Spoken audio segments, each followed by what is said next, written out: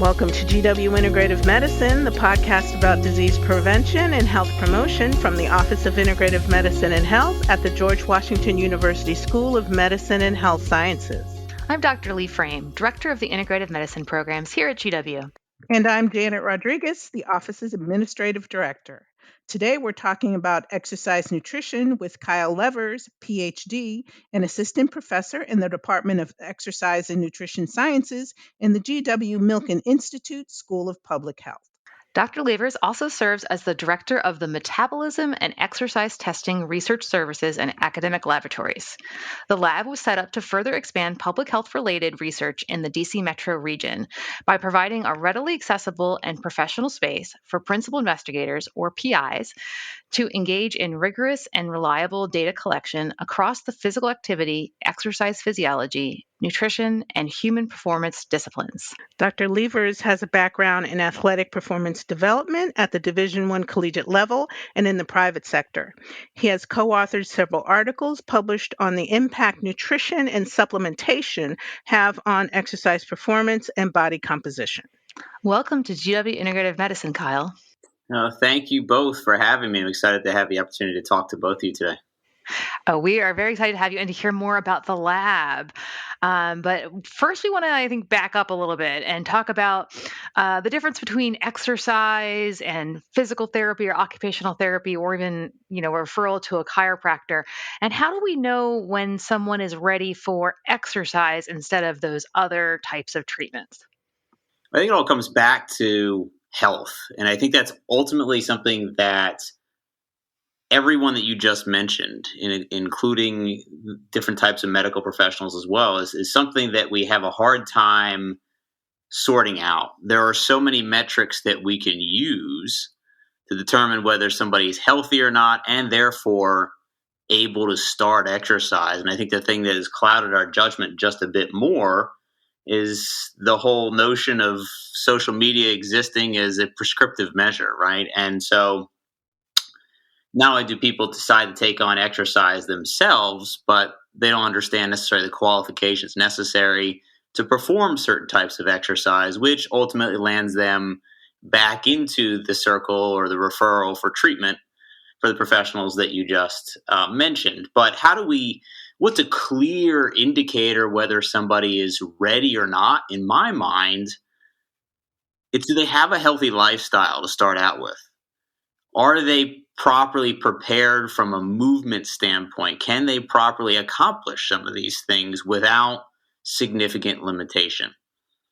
And so we have, and we'll go into this a little bit more a bit later, but we have very simplistic metrics and screens that we can use to determine movement quality, movement capability, and also general health. And these are things that most folks can do. A good example would be, is somebody getting adequate sleep?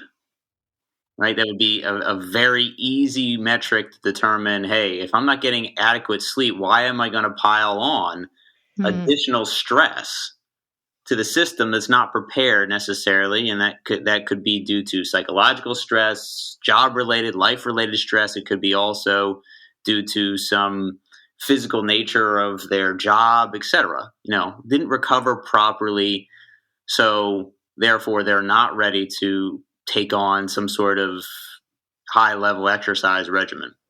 I love that so much, and I think that is definitely something the average person doesn't think about, because many people actually get up earlier to work out, right? Like they will sacrifice their sleep to work out, not realizing the potential for not only not performing at their best, but perhaps actually causing harm to themselves.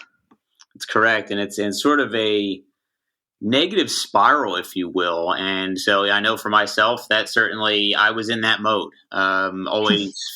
always facilitating a lack of sleep just to get, I need to work out, I need to make sure that I get that in, and not realizing necessarily how important sleep was or is to my overall well-being and quality of my overall performance every day. And so, I think that's one thing, that just an example of ways people can sort of quantify and make that distinction. I think the other way is, again, like I said, understanding whether they can move well and do they move often. And that's something that's discussed with a lot of leaders in the field of human performance. But ultimately, that's the dividing line in my mind, is whether you're going to go see a PT, OT, chiropractor, et cetera, is if you're not understanding how your general human system is supposed to function, and you don't know that this pain, this movement is not normal, right? How are you going to know whether you should be going to see folks that's their profession to identify and help sort of triage that component and help you fix that, right? So I think we need to inform the public of things that are normal and not normal in terms of their everyday movement quantity and quality. And if they're not able to do that, that's when you should start seeking out medical-based professionals, physical therapists, OTs, DCs, whatever, to make sure that you can get to a point where you can perform activities of daily living is well and often. I think that's the first. That would be my qualifying dividing point. Is again, the health parameters followed very closely by your movement and activity level every day. I love that as well. One of the statements that I say quite often is motion is lotion. And I think that sometimes we use exercise in place of movement, right? We get up in the morning to go for a run so we can sit all day and everything will be quote unquote okay. But I think you're making a really good point that those activities of daily movement and of daily living and that movement and keeping things going are really important, and we can't just replace that with exercise. That's correct. Yeah, we can't do our 30-minute espresso fitness class and think everything for the next 23 and a half hours is okay. It's just not how humans are built. We're not built to do that. We need to have constant movement. And I think also looking at the difference between movement, physical activity, and ultimately exercise, right? And that's an incremental and very much a pyramid type scenario where you're looking at the bare bones basic things that you need to do is increase movement opportunities, followed then by something that's a little bit more purposeful, which is physical activity. And then if you are thinking even a greater level than that, which is, planned long-term outcomes, things of that nature, as being exercise and or training. Bottom line, people, is step away from your laptops, your computers, whatever else. Get up and move around. Correct. About every, 25 to maybe 30 minutes?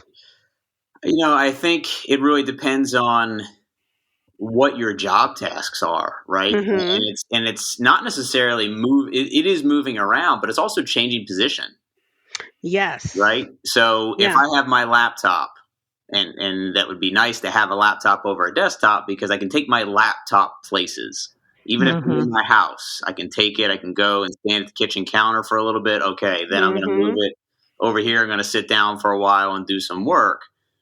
I think that's one aspect, but you're also right. Get away from the laptop, and it's not because necessarily you're not moving.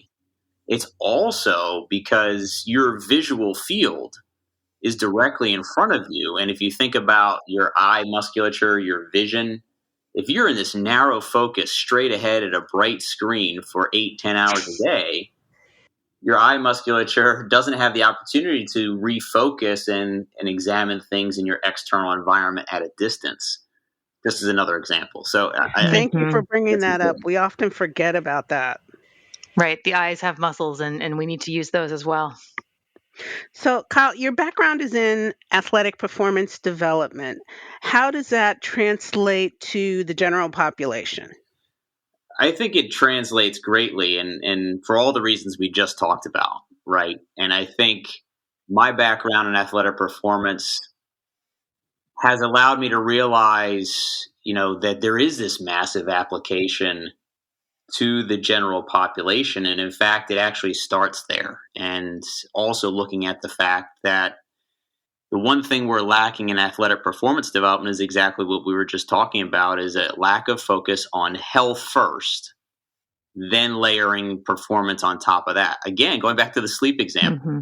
right? If you take an athlete, a student athlete, for example, and they're getting 4 hours of sleep a night, but oh, by the way, we got to get up for the 6 a.m. training session.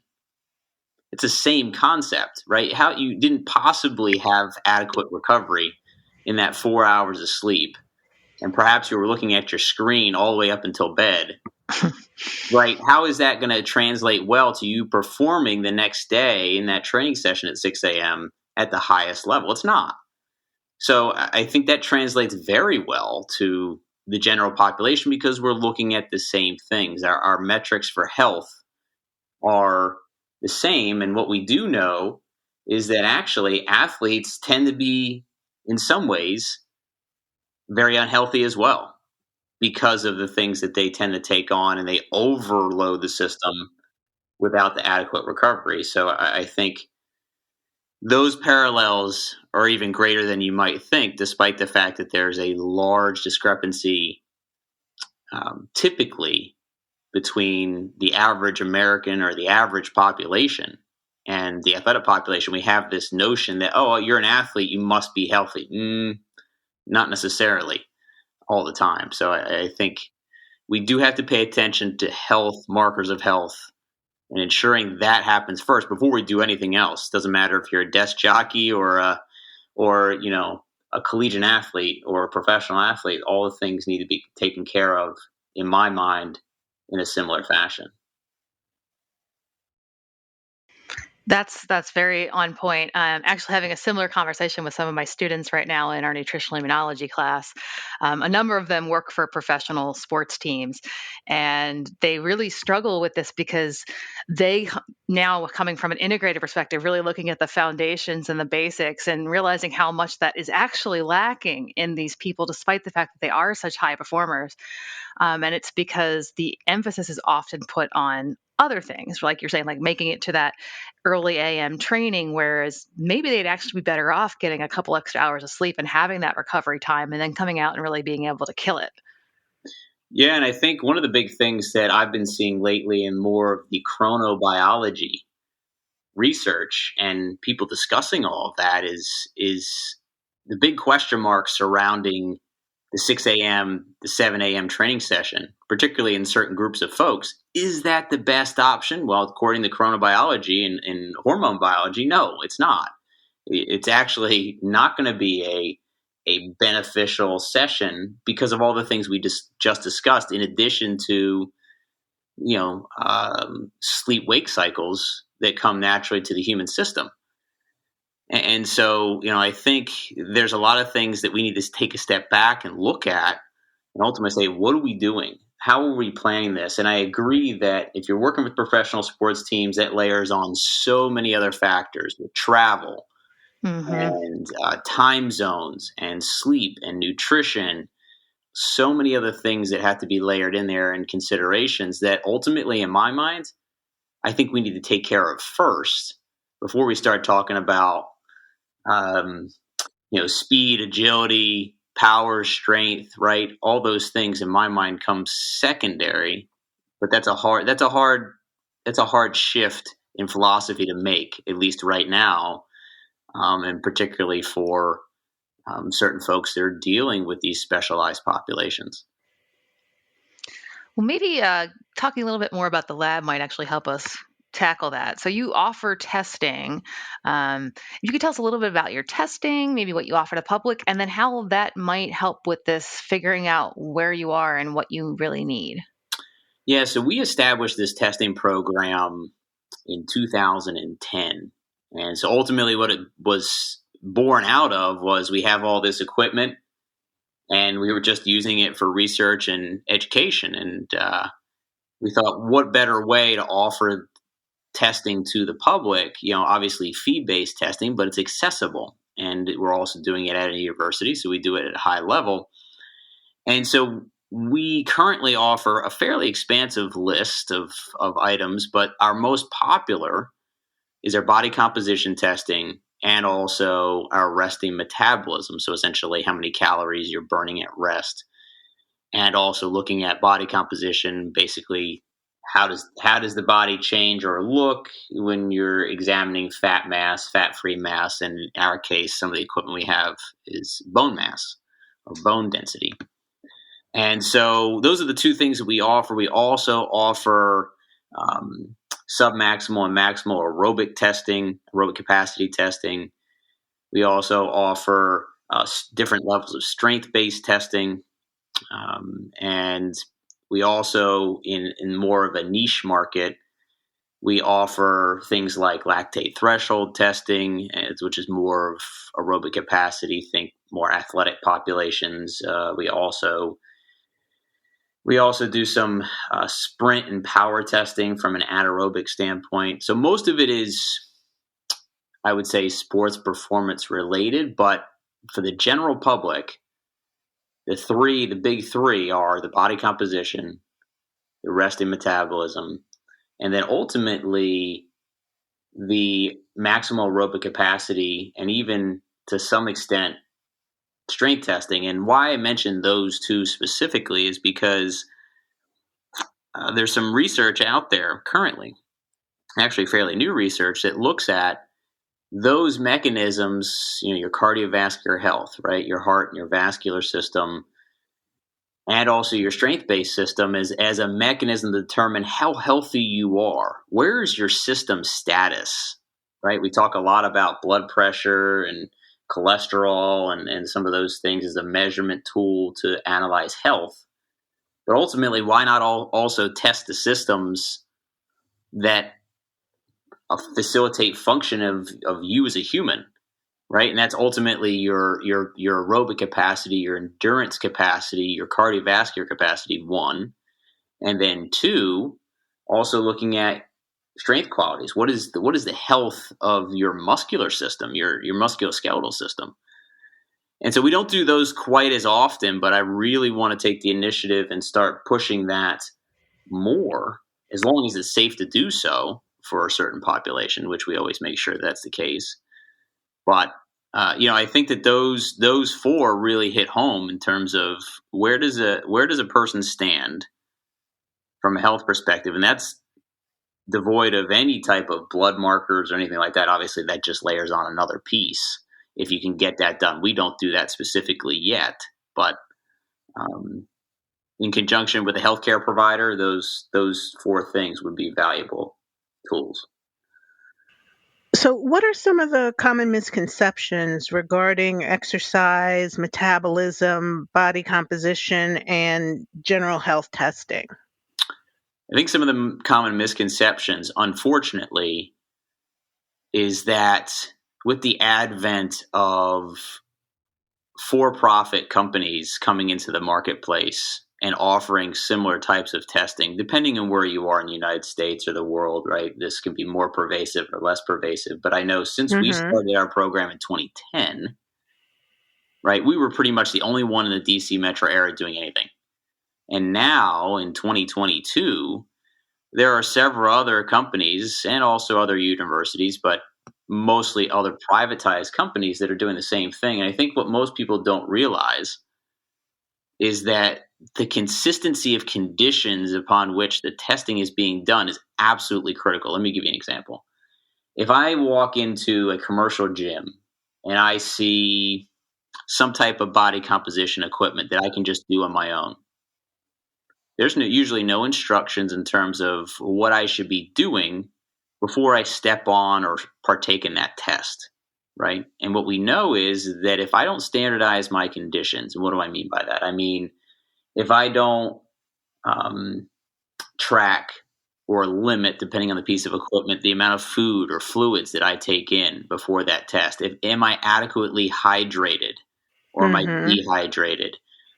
Did I get enough sleep the previous night? Did I, if I'm a female, right, looking at menstrual cycle, where am I at in my menstrual cycle? And the only reason I say those things, among others, is because we have to ensure consistency. If I want to know this is my baseline testing today, and then 3 months from now, where do I stand? I want the results to be because of the training and nutrition that I'm doing, not because I chose a different time of day or any of those other aspects that I just talked about. Mm-hmm. Right? Apples to apples instead of apples to oranges. That's right. So I think that's one of the biggest misconceptions. The other one is the wearable technology, and that we trust our wearable technology so much so that I think the general public, unfortunately, succumbs to the marketing ploys of some of these companies. And while the technology is fantastic, it's not always accurate. It's not always reliable. And there's, again, certain conditions that you have to understand the limitations of the technology, what it is and is not providing you, and what can we do better. So, I think ultimately those are the two that I see that are perhaps the biggest misconceptions if we're looking at testing across the board. So Kyle, follow-up question on that. I think one of the things that I used to see at the gym when I used to go to the gym was that people would use their bioelectrical impedance after their workout. And I'm pretty sure you're going to have some thoughts on that. Absolutely. Yeah. So biological impedance, different types of brands out there, but yes, they're becoming pervasive in the gym environment for sure over the last couple of years. And the problem with that is post-workout seems like a good idea. Just hop on, do whatever you need to do. It's usually quick minute test or so. And I get my data before I go home. So maybe a feel good, whatever improvements. But that's one of the things that we limit, or that we try to hone in on and make sure as a pre-test guideline it's controlled for, right? So we usually recommend for particularly biological impedance tests that somebody has not done activity within the previous 24 hours prior to that test. Certainly not right before. And the reason being for two reasons. One, hydration status changes as a result of exercise, right? You're sweating, typically losing body water through breathing and also sweat, as I said. Additionally, blood flow changes. So blood flow typically increases to the skin in an attempt to cool down the body during exercise. And that is going to change sort of the signal transduction through the body, because the skin in the limbs specifically is what's in contact with the electrodes of the equipment. So again, the easiest way is to not exercise prior to that test, because we don't know if today's exercise was more intense than the exercise you did 2 weeks ago when the last time you did that test. So again, coming back to sources of error and variability, we try to keep it as tight as possible and recommend that people do the same. And again, that goes back to common misconceptions is, this technology is great. Doesn't matter when I step on it, it'll be valid. And it's actually not. Lee, we may need to bring Kyle back and talk about wearables. Yes, I think that would be a great follow-up. So also in follow-up, you already brought up the word valid. And when I hear the word valid, that reminds me of research. So tell us about what type of research you're currently doing. So right now, and we're getting back into things, including public testing, because our facilities were closed for the vast majority of COVID, unfortunately. But we're back ready to go. And so what I'm personally working on, two larger endeavors currently. One has to do with more the tactical athlete side of things. And so we're working with Navy ROTC and their special warfare group. So it's basically made up of cadets, student cadets that are aspiring for either the Marines or the Navy SEALs. And so what I've learned through students that I've had in class and those that are participating in programs like this is the resources are very limited for these types of groups. And what I mean by resources is anything from nutrition, health, and exercise education to actual physical resources of them being able to to do what they need to do from a preparation standpoint, from a physical preparation standpoint. And lastly, they don't get any guidance in terms of programming from a nutrition or an exercise standpoint. Their physical training programming is all on them as cadets. So that kind of started the ball rolling down this track. And so basically what we're doing right now is we're involved with a observational study initially to look at their current, I guess, mode of operation, right? And so what we're doing is looking at not only their health, but tracking a whole bunch of physiological parameters, all to say, over the course of an academic semester, does your current health, nutrition, and training program that you implement yourself actually do what you intended to do? And what I think we're going to find is no, it does not. And what they typically, these types of groups, not singling out anybody that's at GW, but generally ROTC or military tactical tend to overtrain because of that. And then injuries result. And then going back to the first question, we're referring to treatment. And so ultimately what we're trying to do is create this in stages, observational first, what's going on. And then we're going to try to create an intervention from both a health aspect and also a training aspect, and layer in some education to see if we can now guide them and say, hey, with the resources that you have, we can get you to a point where over the course of ultimately one semester, but then over 4 years, you're in a much better place as a senior, as a fourth year, fifth year student than you were as a first year. And then now you're better prepared to test into these elite tactical programs. So that's sort of the long-term view of that research. The other thing that we're doing, I'm doing it in conjunction with our department chair, Dr. Jen Sachek. We're launching a study, again, another observational study at this point with our GW's freshman class. And so we're trying to pull in folks who are first-year students, looking at all types of physiological parameters and basically tracking health and performance, human performance, over the course of their entire academic tenure at GW as an undergraduate student, right? So I don't think we know too much about that. We don't know, how does being a collegiate or college student impact your health and your physiology over the course of 4 years. And then hopefully to see what we find out is, again, facilitate interventions that are proper to facilitate, improved health and availability of resources. So those are the two bigger things that are going on within our current facilities. We have a couple other research endeavors, collaborations going on with engineering, but we're always looking for more. So we're trying to get the wheels turning on this thing. You heard it, folks.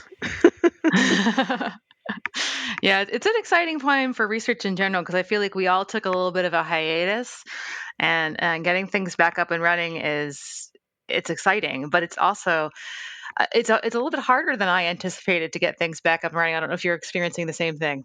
We are. It's been a little bit of a struggle, but the wheels are starting to turn now, which is good. Excellent. Well, we'll have to have you back so we can hear about the results of that. But today, that is all the time we have. So thank you so much for joining us, Kyle. Well, thank you so much for having me. Enjoyed it. This is the GW Integrative Medicine Podcast from the GW Office of Integrative Medicine and Health. I'm Dr. Lee Frame. And I'm Janet Rodriguez. Thanks for listening.